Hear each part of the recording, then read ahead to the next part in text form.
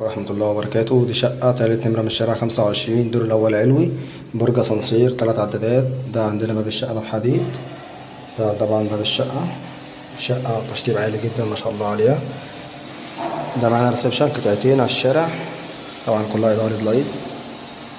هنا معانا المطبخ ما شاء الله عليه، يشيل جميع الأجهزة كاملة. مطبخ مساحته كويسة جدا زي ما احنا شايفين كده. عداد الغازية كده اهوت السيرة ده. طبعا ده الريسبشن على الشارع. دي كده معانا اول غرفة برضو على الشارع، اوضة ما شاء الله عليها، هي شغال لها جبسن بورد بالكامل. دي معانا البلكونة على الشارع. الشقة تالت نمرة من الشارع 25 عمومي، تالت نمرة من الرئيسي. دور مميز طبعا، دور اول علوي، تنفع سكنة تجاري. هنا معانا طرق التوزيع فيها الأوضتين والحمام. يبقى كده احنا شفنا ريسبشن وأوضة ومطبخ. دي طبعا تاني غرفة، بلكونة جيب على الشارع، أوضة ما شاء الله عليها اهيت. دي بلكونة جيب على الشارع برضو، معمولة باب حديد طبعا زي ما احنا شايفين.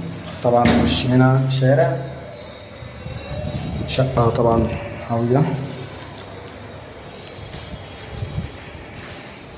النجارة كلها ما شاء الله عليها نجارة عمولة، أوكر ما شاء الله عليها، فينيش الأوكر حلو. دي الأوضة التالتة دوت، كلها طبعا جبسن بورد زي ما احنا شايفين. هنا معانا الحمام، طبعا الحوض برا، وهنا شايل برضو حوض تاني وبانيو وقاعدة، يعني كده في 2 حوض. وهنا طبعا صرف غسالة موجود.